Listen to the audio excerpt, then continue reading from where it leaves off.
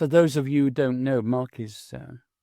How would you describe yourself regarding the Doctor Who collection? I suppose is the official archivist, is it? Yeah, I mean, like I guess most of us, I was fascinated by music and particularly electronic music when I was very young, largely prompted by Doctor Who and the BBC Radiophonic Workshop. And I took piano lessons from age 7. I took flute from 11. I did music at O level and A level. I played in the school orchestra, sang in the school choir, wrote music for the school plays, did all that kind of stuff. So music was a big thing. But at about age 11 in 1972, I mean, I can pretty much put my finger on exactly when it happened. Watching Doctor Who and thinking, why do I enjoy this so much? Because the stories occasionally are a bit shonky. What is it about this that really gets to me? And I realized that it was the way it sounded. Yeah. It sounded like nothing else. And there was one particular season of Doctor Who in 1972, which I guess, I was 11 years old. I was probably at the age where I was really beginning to analyze things, for myself. But there was one season which started off with a story called Day of the Daleks, which had music by Dudley Simpson, who later became mentor and friend, lovely man, which was live percussion and electronics. And just, wow. And then there was a story called The Sea Devils, which was Malcolm Clarke and the BBC Radiophonic Workshop, which was just, extraordinary. It was, anarchy on a Synthi 100, basically. And then we had, in the same season, it's amazing, isn't it? The Mutants, story called Mutants, with a score by Tristram Carey, which was done entirely on 3 VCS3 synthesizers. Wow. And, that particular, and of course, there was a special sound by Brian Hodgson, BBC Radiophonic Workshop. Yeah. So, that whole sort of conglomeration and coming together of sound just blew my mind at 11 years old. And I thought, I want to do that. I love the way this sounds, and I love the way that this noise makes this program work so well. So, that was it, really. So what was your first synthesizer? My first synthesizer, we couldn't, we had a piano at home. I had a flute. We couldn't afford electronic gear at home. My first synthesizer is one that I cannot remember. It was something that had been put together by the father of a friend of mine. He didn't know how to use it, so he gave it to me temporarily. And I could. Okay. Was it a kit? No, he basically just. I wish I could remember who it was and what it was. No, it wasn't a kit. It was a box with bits in. It was something this guy had made. It was utterly bonkers, and I can remember nothing about it, and I have no photographs of it. The first synthesizer I had in my possession for any period of time was a Korg micro preset, which is one of the most basic of synthesizers. But if you wobble the traveler control, which is what they call the filter, enough, you get some really quite nice sounds out of it, but very basic. It had a nice sort of Tomita type voice sound on it and things like that. You discovered if you put it through a plate reverb, it began to sound quite nice. Yeah. But my big thing was, I'd wanted to do. I'd always thought that music would only ever be a hobby, and electronics was my other big thing, my other big hobby. So I decided to go to university to study electronics, thinking that's where my career would lie. You're probably not going to use this, but I'm just going to dip it a bit. I'm not hunching quite as much. I always thought that electronics is where my career would lie and where the income would be. So I got a place at Birmingham University to study electronics, and then did terribly at my maths A level. I really, I did very well at everything else, which was music, of course, English literature, and physics. They were fine, but my maths, and part of that was, I have to say, down to appalling teaching. And I remember my father actually going up to the school and having quite an argument with my maths teacher, because I was always the kid, and I'm still like this now. I need everything explained to me twice. I don't immediately grasp things, and so I was always the kid in the school who said, "Please, I could just go through that one more time," and he would say, "No." He said, "If you don't get it first time, I'm not interested." But I am kind of person, once I get something, I've got it, and it's there, and I can feed off it. But no, he was a terrible teacher. Just wasn't interested in any kid who couldn't get things first time, because he had no patience and no imagination. But there you go. So I failed my... Probably shouldn't have been a teacher then. No, probably shouldn't have been a teacher, but he spent his whole life as a teacher, so I hate thinking what happened later, but there you go. But secondary education back then in the 70s were full of people like that, to be honest. I mean, there were some very, very good teachers, but there were also some very, very bad ones. And I had some extraordinarily good teachers. Teachers who have influenced me still. I can feel their influence resonating down, throughout me. Now, a lot of those were English literature teachers, really turned me on. One of my English teachers at university was also a member of the British Board of Film Classification. And he was also a devout Christian. And we had some really fascinating conversations with him, as you can imagine. It was really, really enlightening. But no, so anyway, the fact I was A-level. So Birmingham, of course, wouldn't take me because it was a conditional offer. So I went into clearing, which is when you go around finding it'll take you, even though you didn't quite qualify for your first choice. And I went up to Keele University, which was in Staffordshire, got an interview there. And the reason I got there was because they did joint courses, and they did a joint course, which was electronics and music. And I thought, well, music's a hobby. I'm good at that. I'm pretty good at that. So that will be my gateway into studying electronics. Wow. So I went up to there, and I had an interview with the course leader, who halfway through the interviews, was going through about what are you interested in. And I said, well, I love electronics, and I love electronic music. And he said, have you seen our studio? And I said, no. He said, come with me. And he took me down the corridor and opened the door to the electronic music studio and the music department at Keele University. And there were 3 BCS3s, an EK1, a Synthia, a Farfisa August. And I just thought, okay.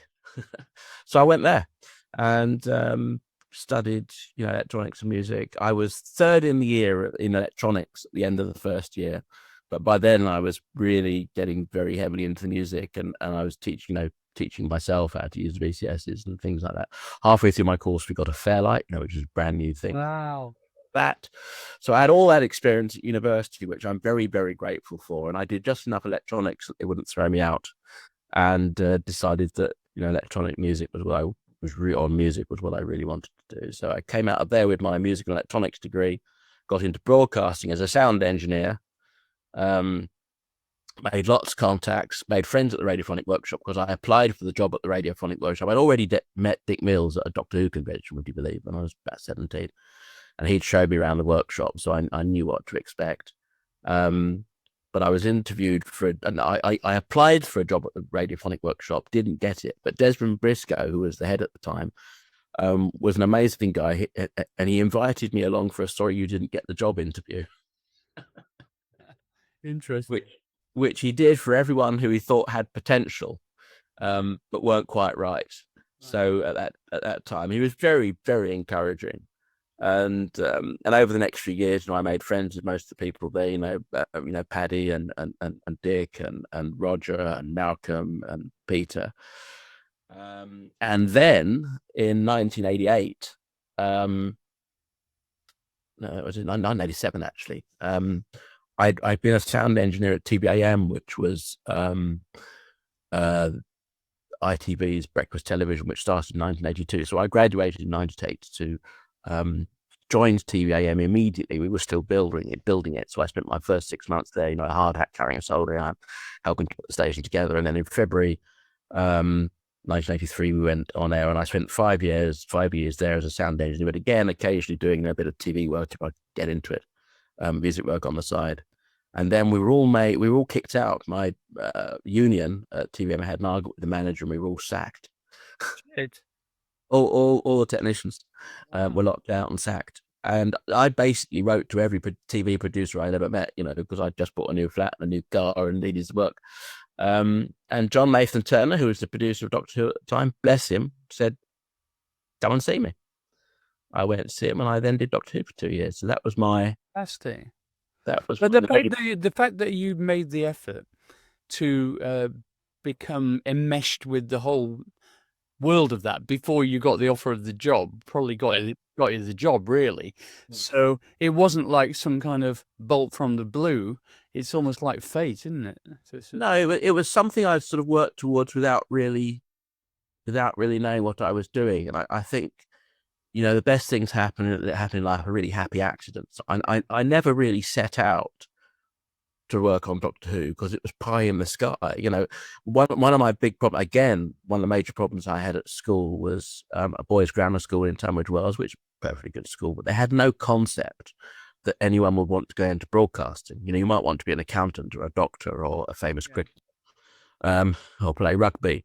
But the idea that you would want to go into broadcasting and television and the arts to that practical extent. And I remember saying to, my careers officer at the school, I really would like to get into films, television, make, on the, I don't act, I want to be on the technical side.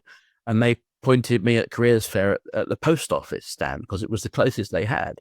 But that was erecting broadcasting masts. That wasn't actually making programs. It was completely bonkers. Yeah.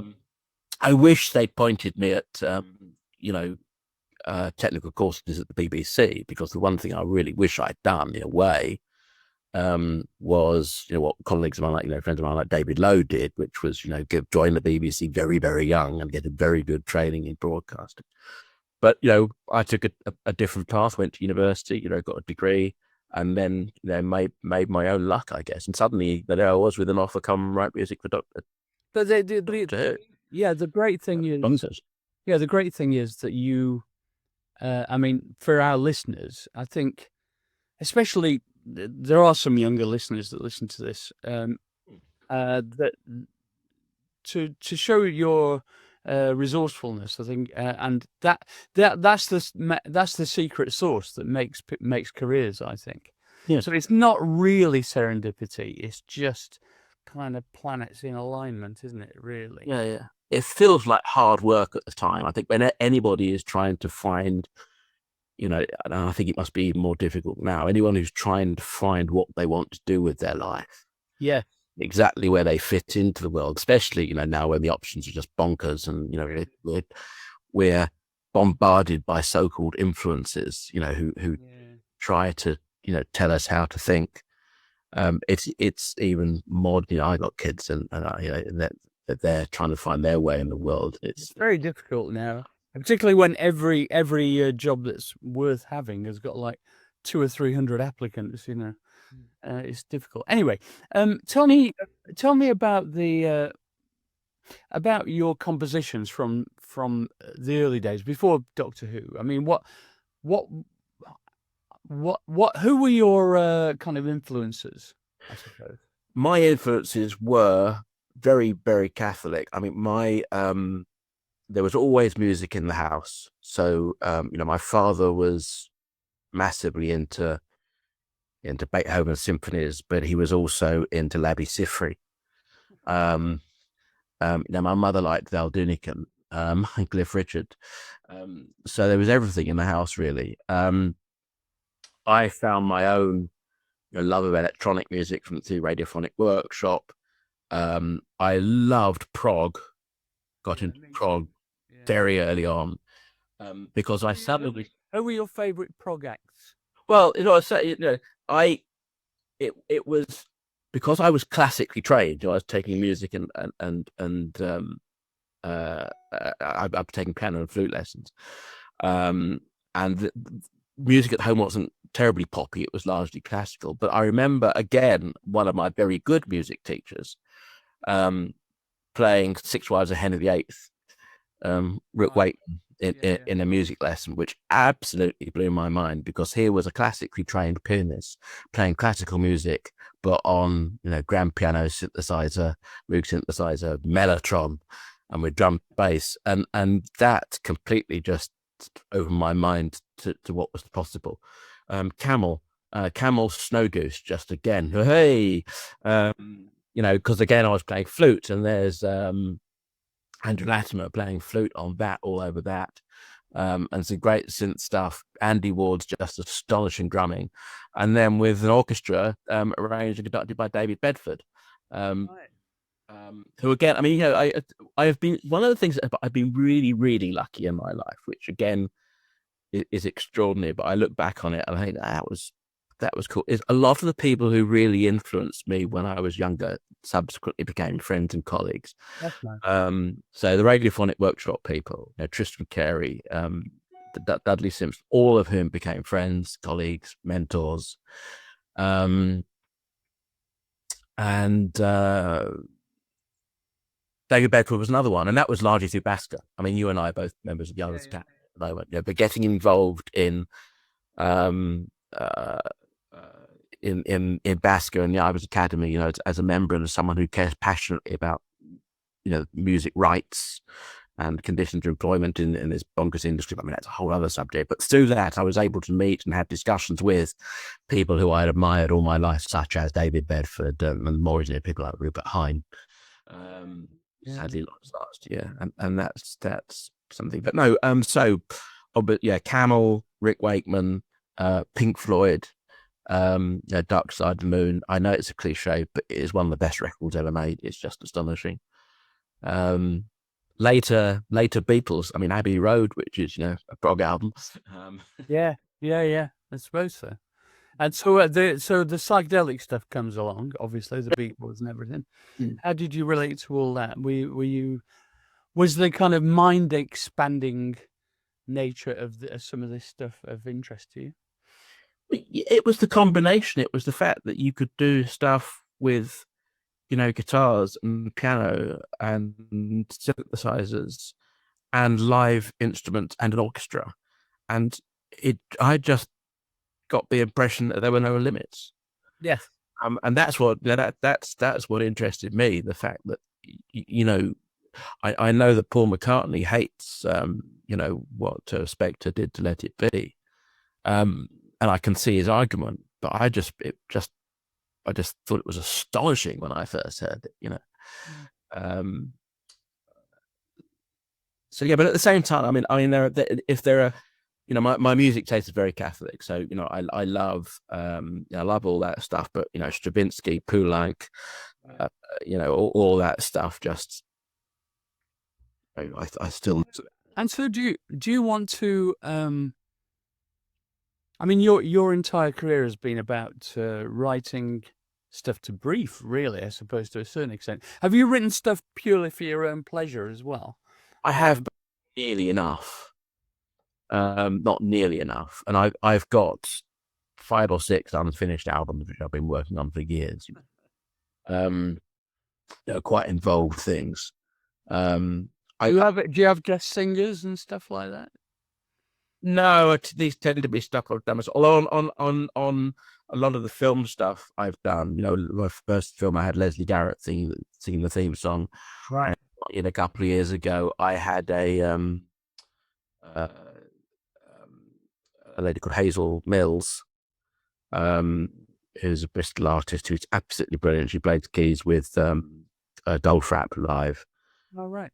I work with her, so I love working with other people when I can. More recently, of course, and this is quite a bit further down the story, but working with the Radiophonic Workshop band we've got together now. We've done with people like Paul Hartnell and stuff, so that's very exciting. Paul's in it as well, yeah? Is he started doing stuff with you? Yeah, well, he's obviously not in our band; he's in his band. But we did a track with him, Right, okay. Tracks with various people, all of which are in the bank. And one of these days, we'll hopefully release. But we do. Let's talk about the live manifestation of the BBC Radiophonic Workshop and your role in helping to get all that together and kind of running. Well, you touched on this earlier, and we got sidetracked. But yeah, I mean, obviously, I did Doctor Who. I'd for 2 years. This was after the Radiophonic Workshop had stopped. They'd been doing all music for a few years, and then they basically backed off because it was becoming all they ever did. So Nathan Turner started getting the freelancers in again. So I was one of those. But so I did that. Obviously, I worked closely with Dick Mills at the Radiophonic Workshop because he was still doing the sound effects.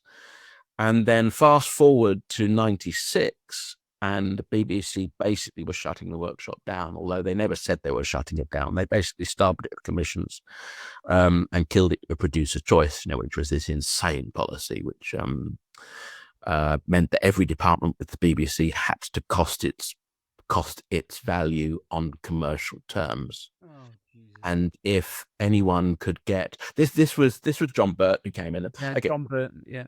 But so producer choice, a very quick idiot's guide to producer choice. But basically, John Burt wanted to make the BBC more efficient. And obviously the BBC was just this monolithic organization with lots of departments, all who were brilliant, costume, makeup, scenic design, radiophonic workshop, etc., visual effects. And they were all basically, costs which didn't cost a production because they were there. But in order to make it cheaper, or make the BBC more efficient, which was a laudable aim, John Burt decided that every department had to put a cost on its services, and that if a producer, by choice, hence producer choice, could get that service cheaper outside the BBC, right, encourage the BBC to be more cost effective if that happened, because it would make departments within the BBC reduce their costs and be more cost effective. A simple example of why it was absolutely nuts is that, take the Spice Girls. Radio 2 had a BBC Music Library. Obviously, there was a BBC Music Library, which everybody used, including Radio 2. Now, if Radio 2 wanted to get a CD out of the BBC Music Library of the Spice Girls, it cost them £15. Because that's what the service was costed at internally in terms of running costs. It wasn't £15 actual money. It was just off that column onto that column. But that's what. So every show on Radio 2, rather than getting a CD out of the library, sent a PA down to HMV to buy a copy of the Spice Girls CD at $11.99. So lots and lots of $11.99s left the BBC, rather than £15 going from that column to that column. Oh, just madness. I know. Well, it was saving money because it was $11.99, not £15, and that's how insane the policy was. So it meant that a department like the Radiophonic Workshop suddenly had to, as part of its running costs, account for the space it took up at Maida Vale Studios, the electricity it consumed, the heating it consumed, the money that went on the commissionaires at the entrance, the fact that it had there was a cafe there. All of that had to be costed in to what it cost to run the Radiophonic Workshop, which meant that the Radiophonic Workshop had to charge about £300 to £400 per minute of completed electronic music. Unfortunately, there were people like me who could do it for considerably less than that. And that's what killed the Radiophonic Workshop. Freelance composers like me were part of the problem, but so was producer choice. So that's why it all shut down. That's really sad, I think. It's insane. I mean, I remember going there with the Human League. We did a session in 1978 and at Maida Vale, and that's when I first saw the Radiophonic Workshop and was blown away, of course. And I just think it's sad that I mean, it's pretty bluntly, a lot of things won't and can't possibly be quantified on a spreadsheet. They can't, and that's why we are in the shithole that we are now in this country. Well, Maida Vale, which is where the Radiophonic Workshop was, which is now the plan is to sell it and move to a new purpose-built facility. I'm making air quotes. I'd say that in East London. Maida Vale Studios, I mean, it is a nightmare. I mean, it's riddled with asbestos, and it's not purpose-built. It was an old skating rink which has been converted. However, for decades and decades, it has been home to the most extraordinary people. Now, Bing Crosby did his last session there. There's photographs along the corridor of all people who played there, Beatles, Mark Bolan, you, me. And I have seen young bands walk into Maida Vale and see the photos, go into those legendary studios downstairs and immediately up their game. Oh, cool. Because of where they are and the atmosphere that leaches from the walls and the history and the fact that that you are playing in the same room that hosted the Beatles. You are using the same microphones. Or the Bowie and Absolutely. And I think it's nothing short of cultural vandalism. Actually. I think so too. I can see the economic pressures, but I think Roger Lim, a colleague of mine, Workshop, tells a story that he was working late one night, and people would wander down the corridors, and they'd hear these strange noises, and they'd knock on the door. So one evening, he was working late night, and there was a knock on the door, and he said, "Come in," open the door. And this very diffident young hippie chap wandered in, and was interested in what Roger was doing, and said, "I've got a session downstairs. I've got to get going, but can I come back?" And Roger said, "Yes, absolutely. Give me a call, and you can come back, and I'll show you what we're doing." And the chap went away and never came back because, unfortunately, the following week he died in a car accident. And that was no. Who was it? Sorry, Mark Bolan. Oh no. But that was the kind of atmosphere, Maida Vale was, and so Pink Floyd went there for a session, and ended up sitting, and talking to Delia Derbyshire for an hour. So, it was, and that's why I think the Workshop is so influential in that whole Maida Vale BBC vibe, because it was a real melting pot where all these people would bump into one another, use facilities and eat in the canteen, and you can't buy that. It just happened, Yeah. Tell me about Delia Derbyshire. I mean, did you work with her, right? No, I didn't work with her. I mean, Delia was long retired by the time I got there. Which brings us back to the question we keep on asking and not answering. So yeah, the Radiophonic Workshop shut down. Right. And I basically there were 3 rooms there full of tapes, very, very dark rooms full of tapes. And because of the fact that Radiophonic Workshop was shutting down and therefore was no longer an organization, it couldn't afford to rent 3 rooms off itself. So all the tapes were just piled higgledy-piggledy in one room, and the plan was to bin them. No. Well, because they couldn't afford storage, because that would mean money from one pocket to the other, which they couldn't afford. So I got 3 phone calls in very quick succession. One from Brian Hodgson, who had retired by then. Another from Peter Howell, who hadn't, and the Kingston, who'd moved on and was freelance, basically saying, "Look, no, this is terrible. Mark, we're sick of it, but you're a bit of a fan, in the nicest possible way. Do you think if we, pulled the right strings, you'd be interested in going in there and looking after this, cataloguing it?" So that's what I did. I got a tiny bit of backing from a lovely chap called Colin Duff at BBC Radio. And I went in there and I spent the next 2 years cataloguing all the tapes and labeling them and quite literally pulling them out, some of them out of the refuse room where they had been put waiting for a skip. And rescuing all this stuff, which is since, in 1998, it was all shoved in a Pantechnicon and went to the BBC Library, which is where it still resides. But I act as consultant for it, all these years later still. But that's how we sort of got back into it, and how I got sort of really very heavily involved. And then in 2001, I was approached by a couple of artists who were part of a arts event called TB Swansong, which was a sort of arts council nationwide series of events on the effect of television on culture generally. And they wanted to do a thing called generic sci-fi quarry, because Doctor Who and Blake Seven was always filmed in quarries, so they had this cute idea that there was a generic sci-fi quarry. John Rogers and Rory Hamilton were their names. John's father owned a quarry in Surrey. So he allowed us to put on this ridiculous event where we projected things onto the side of the quarry, and Peter Howell and I installed a massive 5.1 system. Great. I did the soundtrack to this event, and that was basically, so Peter and I drove it. Paddy and Brian were involved. We thoroughly enjoyed that. It was absolute blast. So we decided we'd try and do more, and it took a long while. Then in 2009, we did the gig at the Roundhouse, which was extraordinary. We were just let loose on there, and then it took us another couple of years, and in 2013 we started playing festivals as a live band. So that's how all that came about. No doubt we'll come back to that in a minute. But Delia, I had met first in 1993. We'd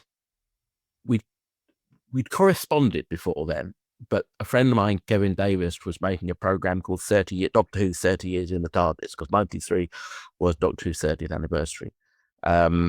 So we made this documentary. I did the music for it. Kevin wrote and directed it. And he got lots of people in for interview, one of whom was Delia. So we sat and had a chat and hit it off. And from then on until she died, every few weeks we'd talk on the phone.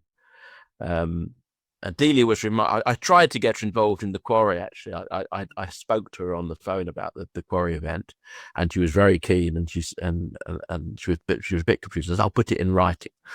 So I put it in writing, and I got the letter back unopened after she died, because she just she behaved too ill to even open the letter. It happened very, very quickly.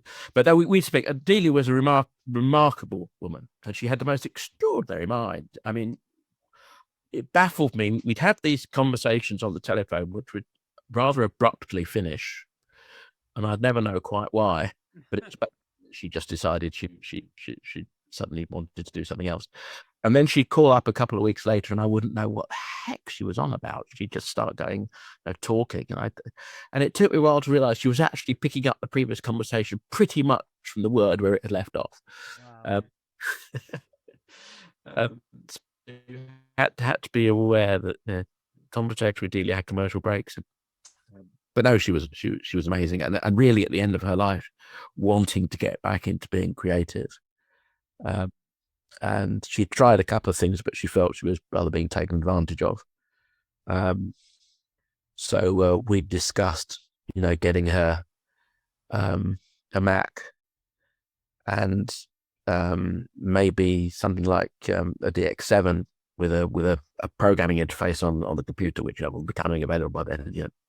See something. What year was this? Do you think? This was 98, 99. Right. 2000, there's a couple of years around there. Because she would have taken to FM synthesis like a duck to water. She really would. Because most of her music was, all of her atmospheres. She had she had a book of log tables on her desk when she composed, because she was working out precise relationships, frequencies. And of course, she was trying very hard with frequency counters and oscillators and filters to create these new harmonic series and stack these harmonic. And you can hear the intent, but of course, in analog would take it over, and the things would beat slightly and go slightly. That's the magic of it. Yeah, of course it is. Yeah, the inaccuracies are the things you're after. And she loved that. She said, I tried to be scientific, but then nature takes over. Yeah. And suddenly you end up with something which is magic. And that's what live performance is, isn't it? And it's what an orchestra is like. Or everybody in the orchestra is trying to hit exactly the right note, but nobody will hit exactly the right note. It's all you beat it. That's what brings it alive. Exactly. And you do an extraordinary presentation of the way that the original Doctor Who theme was created. You bring in a Logic session or whatever, or Pro Tools. Is it Logic? Well, whatever. And you break it down into the individual tracks, and you go through and you describe how the different tracks were created and what the kind of thought was behind each of them. So we can't do that for IP reasons. I was hoping to get, but We did discuss it in advance, but just give us a quick précis about some of the interesting elements. Yeah, the original Doctor Who theme. Yeah, I mean, I do a live thing which really needs the visuals to go with it, which is but basically I talk about the history of the workshop, the history of electronic music, and how the workshop came about, how it combined all the different techniques which were being developed around Europe, largely around Europe. So music concrète, which is music made from found sounds, which was really what was happening in Paris with Pierre Schaeffer, etc. And then you had pure electronic music, which was what was happening in Cologne with people like Stockhausen. So how all these disciplines came together in the Radiophonic Workshop, which was created not to make art music, but to make sound effects and electronic backgrounds for a drama which was broadcasting on Radio 3 next Thursday. Thank you very much. It's a very, very different imperative. But then I bring this all together and I sort of do this history, and then I say, which brings us to this? And I hit the space bar on the computer and the Doctor Who theme fills the room and everyone goes, wow, because why wouldn't they? But what I've done on the Logic session is recreated what was sort of, and again, air quotes, the multi-track, because there was no multi-track, because no such thing existed in 1963. Right.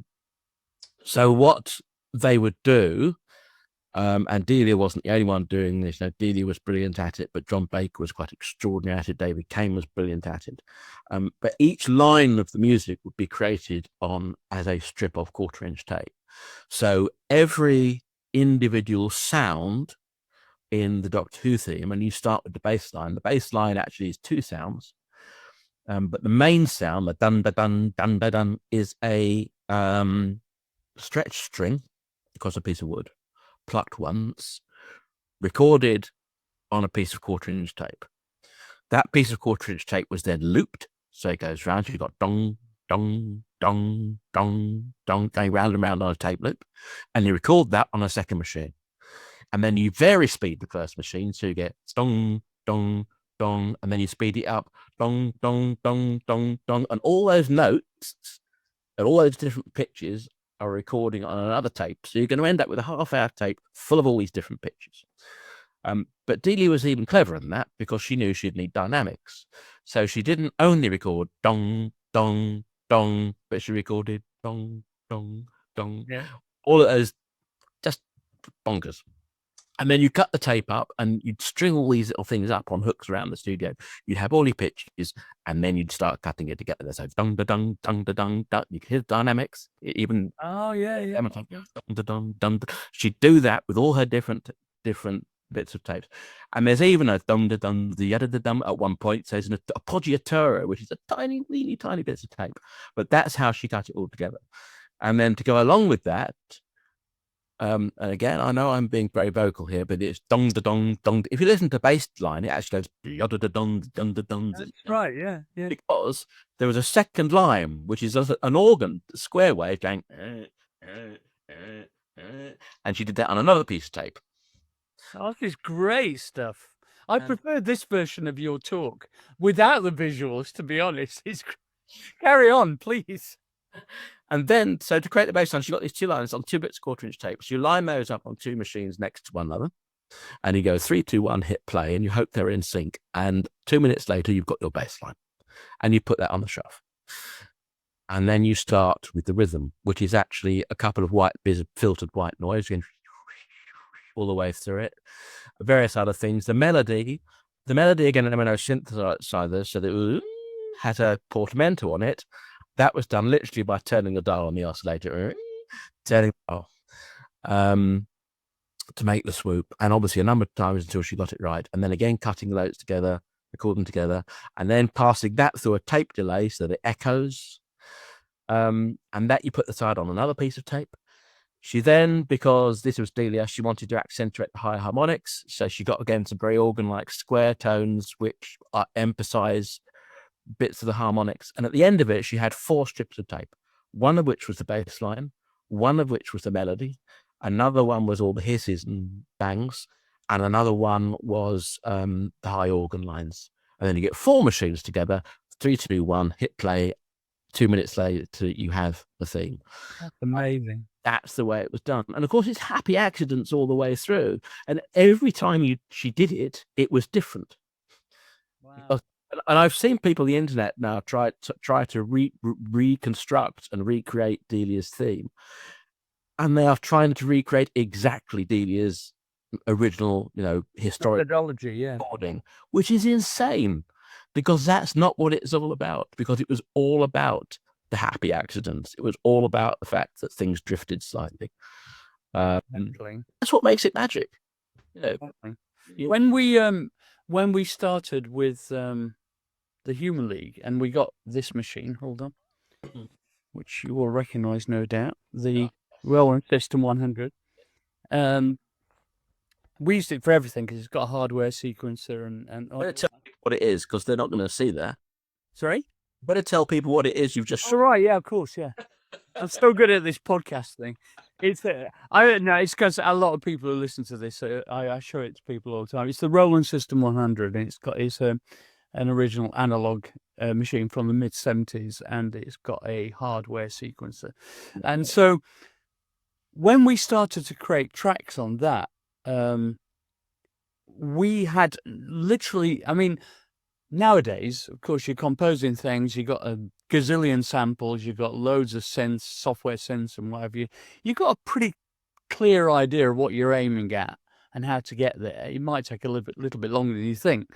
With machines like this, the tiniest, you'd try and take patch notes and everything to kind of look at the sounds, but the tiniest mistakes in writing down the patch notes, you'd end up with something radically different.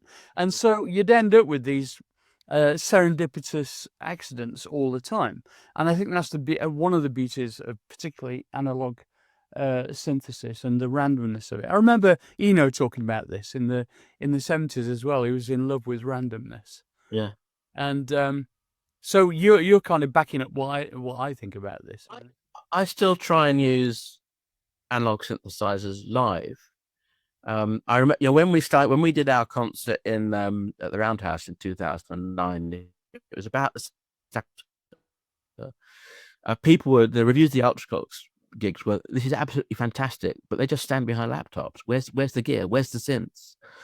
And so I always try. And you asked what was my first synthesizer. The first synthesizer I had, in my possession for a length of time was the Micro Preset.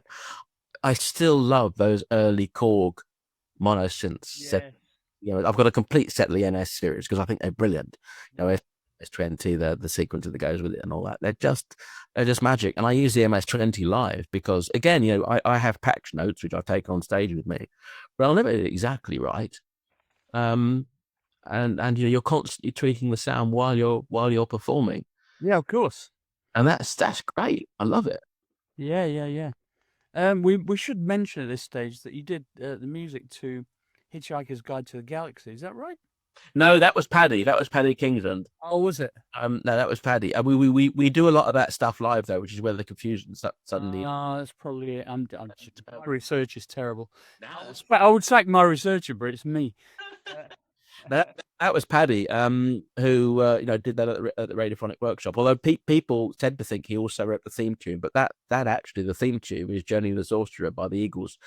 So that has a very long and complicated history.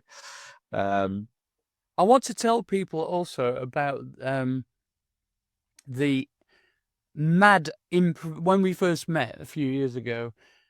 We decided we wanted to work together, so we decided to bring a whole bunch of synthesizers into a bizarre studio in South London and do some improvisations just to see what would happen, really. And that ended up as an EP or as an LP called Burials in Several Earths. Yeah.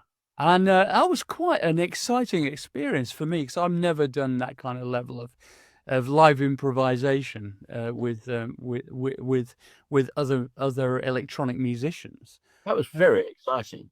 It was incredible, wasn't it? Because some of it was completely shit, but then it would kind of pull into focus, and some of it was amazing. I remember going going into the because we did about 2 hours worth of it. It was a whole day with her. Yeah, and we'd not been into the control room to hear it. Oh, we were just listening to each other on headphones. Went into the control room and I went, crikey, some of this is quite good. It's quite interesting. And for the first time in my life, because I'm a self-taught musician, I felt like a bit of a jazzer, actually.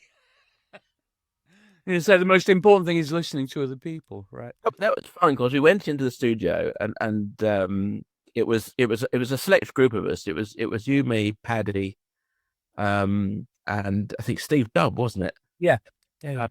And it was we just all took our favorite bits of kit along. So you had your Jupiter 8. I had my MS-20 and my Rowan System 100. Paddy had a Jupiter 8 and his EBO and his zither and things. And we didn't know what we were going to do. The idea was that we would work on tracks or songs or whatever pieces. And we just set it all up and we just started weebling. And magic started to happen. And as you say, some of it was, and I remember sort of pointing at you and saying, keep that going, it's good, keep that going. And then coming up with something which complemented it. But we basically did a whole day just with tape running or, Pro Tools running.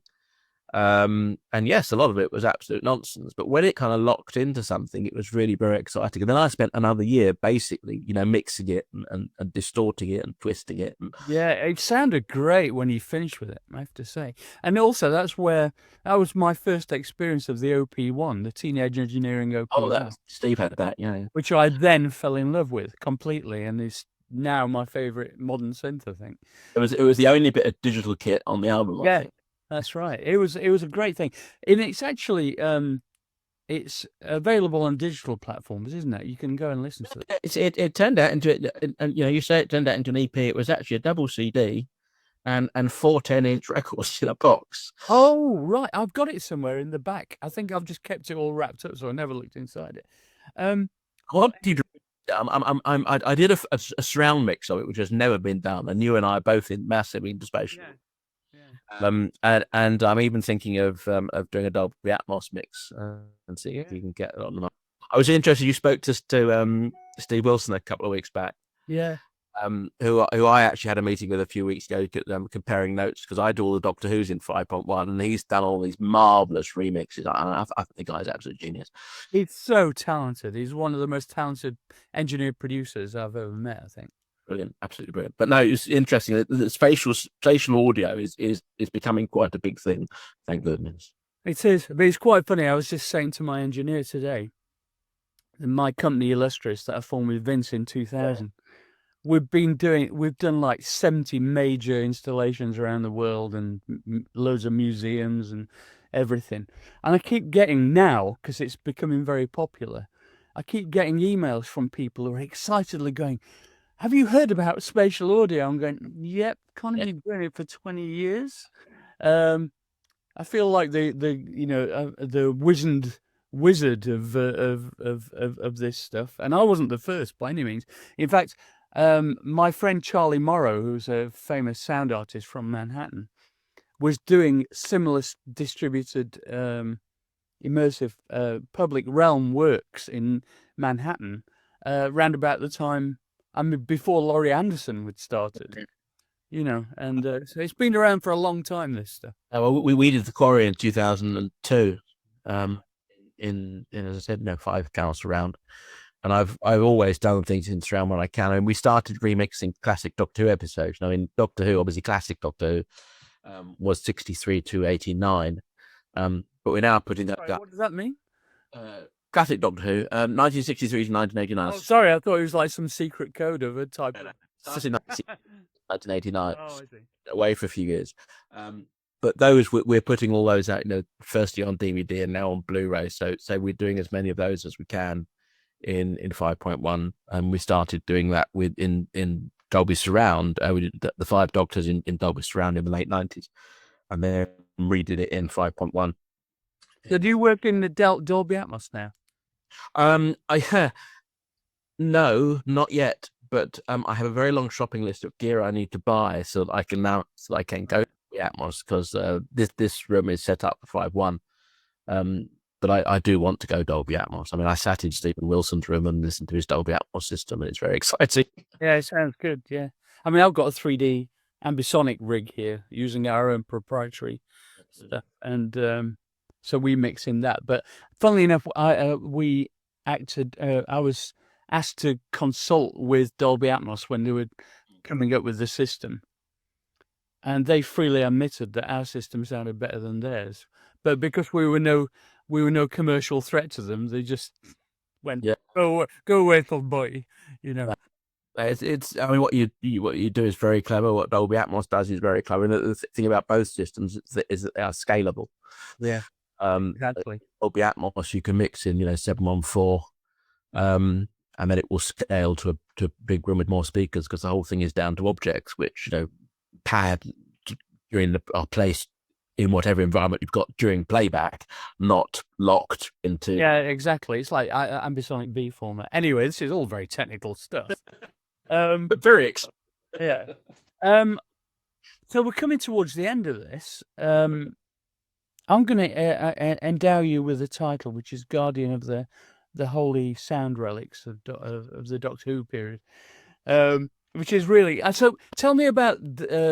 I mean, obviously you've done a lot of stuff in connection with Doctor Who. I mean, they are crackers, Doctor Who fans, aren't there? There's so many of them. Do you have any connection with? I mean, do you do any social media associated with all that stuff? I'm on Twitter. I'm on Facebook. I'm perfectly happy to talk. I am on some of the Doctor Who forums. I try not to get too involved because like everything, if I'm asked a question, I'll answer it. But I don't get too involved. No. Because like any massive group of people, there are factions and internecine squabbles. The People's Front of Judea, yeah. Who is the better? Are Mark's 5.1 mixes good or rubbish? Oh, that one. I try not to get too involved. Do you ever appear on panels at Doctor Who conventions and stuff like that? I mean, less so now. I mean, back in the 90s and early noughties, Doctor Who conventions were a big thing in the UK. They went sort of rather more sort of corporate when the new series started. The biggest Doctor Who conventions now are still in America. Every year there's a superb one in February in LA called Gallifrey, and there's a very good one later in the year in Chicago called Chicago TARDIS, and they get thousands of people going to them, and they are obviously it's a big country with an awful lot of fans. Yeah.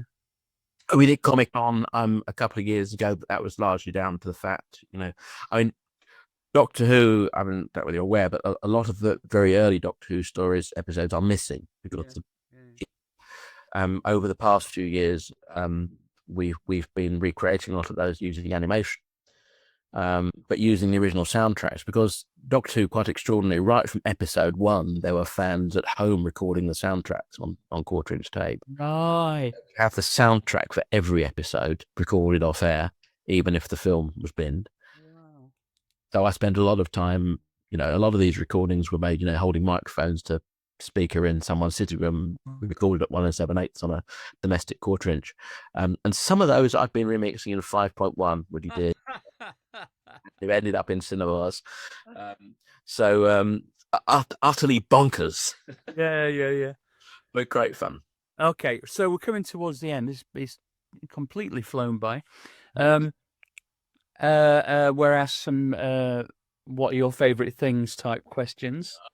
So, what's your favorite film? One of them, anyway. Oh, good grief! Favorite film. Difficult. Again, my tastes are so Catholic.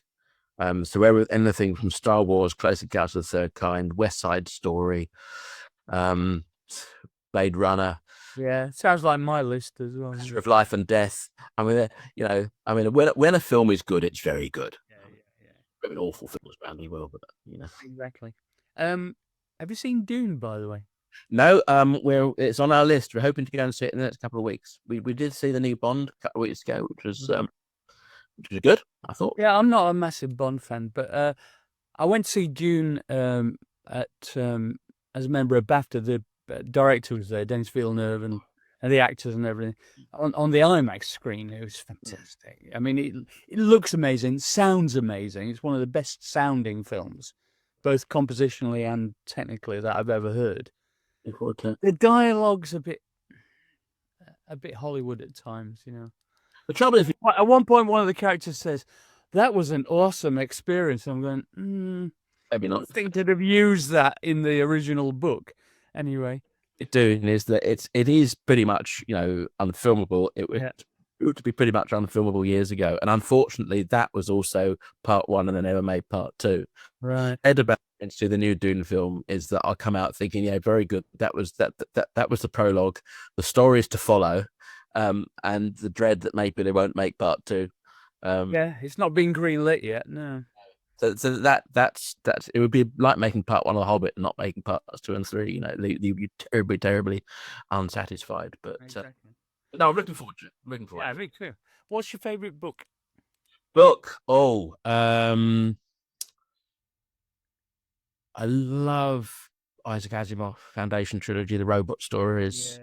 Yeah. John Wyndham, Chucky, Crake and Wakes, Midwich Cuckoo's Dare the Trifid, brilliant stuff. More recently, Time Traveler's Wife, I thought was a very clever way of dealing with a paradox. TV show. You're not allowed to say Doctor Who. No, do you know what? My favorite TV show of recent years is Lost. I just adore Lost. Really? I absolutely. My wife and I watched it through. When it was on first time.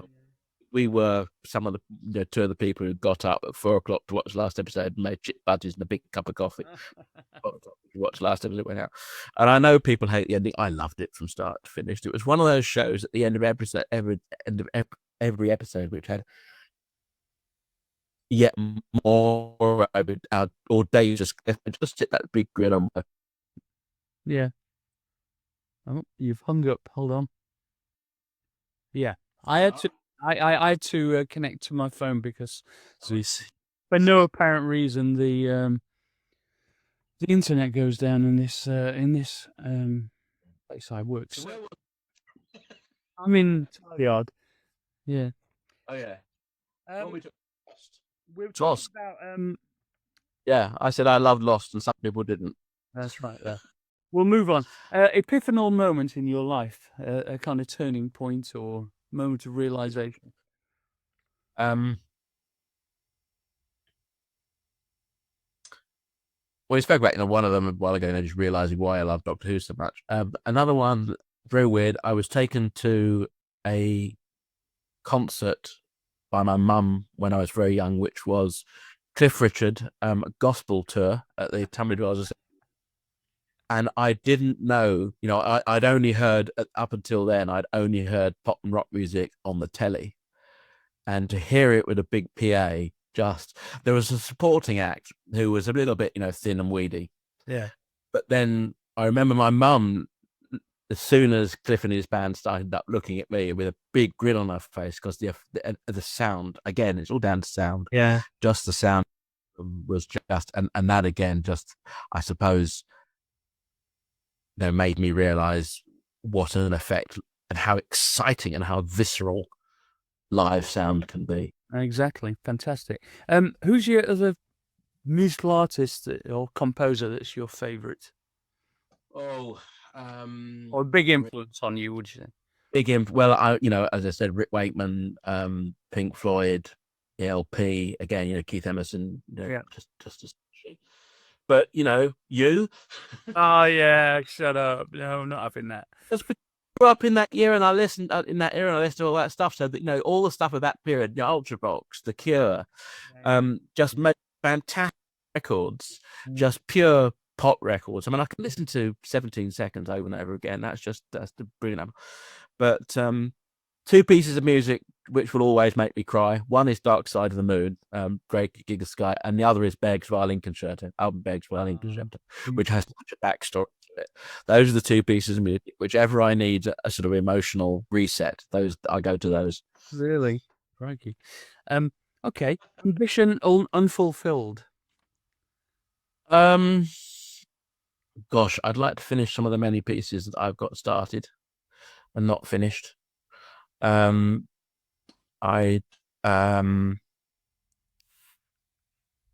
love to do I've done some quite nice little films. I'd love to do a really big film. I'd love to do more films than Radiophonic Workshop as well. We did a film called Possum, which was a horror, psychological horror, a couple of years ago, which was a big success. I'd like to do more than that. Personal ambition, you know, I mean, one of my not personal ambition, one of the things I'm most enjoying at the moment is being a grandfather. You know, I now have a granddaughter, and it's just amazing. I've been very lucky. I haven't had the most stellar career, but I've done some really exciting things, and I would just like to carry on doing some exciting things. And I don't want to stop doing what I love. That's a lovely way to view it, I think. Finally, what's your favourite synth? My favourite synth, difficult. Probably my MS-20. I mean, because of its although it's incredibly simple, it also has incredible hidden depths. Yeah. And I've got a Mark I with the original filter, which is really naughty. It's where the filters are the key thing, aren't they, on the early synths? Yeah. I think probably the MS-20, yeah. But I don't have a Jupiter 8, but it's very nice. I've got a JX3P, which again, you know, I've had it for years. It's the synth I've owned the longest. The first synth I bought, you asked me what my first synth was. The first synth I bought was a Juno 6, which I adored, and I traded in for JX3P, which I've always regretted, because although the JX3P is... Yeah, but that's what you did in those days, right? So you used to trade your synth in for the latest model, you know. But I do love those early Korg synths. I mean, I know Roland, I was brought up on really Roland synths, but the more I get into, and I have been getting into more and more of the early Korg synths, like the Poly 6, which was the Korg's answer to the Juno 6. That's an amazing kit as well. So I love Korg. To me, started with their analog stuff, and then towards the beginning of the 80s, when they sort of started jumping on on the digital bandwagon, anything I'm afraid after the Poly 6 I found incredibly disappointing where Korg is concerned. But they've recently, I have to say, come back with some fantastic stuff. Korg, they really have. So I like the Korg little bits things, you know, the way you can build a modular. Yeah, I love all that. Yeah. So that's it. That's all there is. Well, and thank you so much for your enlightening. I love this kind of radio version of your deconstruction of Doctor Who. I think you should do that. It's so good, complete with performance. I love that. So thanks so much. Okay, well, it's been it's cool. Thank you, mate. All right, see you soon. Oh, send me the audio file. Yeah, I will. Yes, indeed. Okay. Thank you.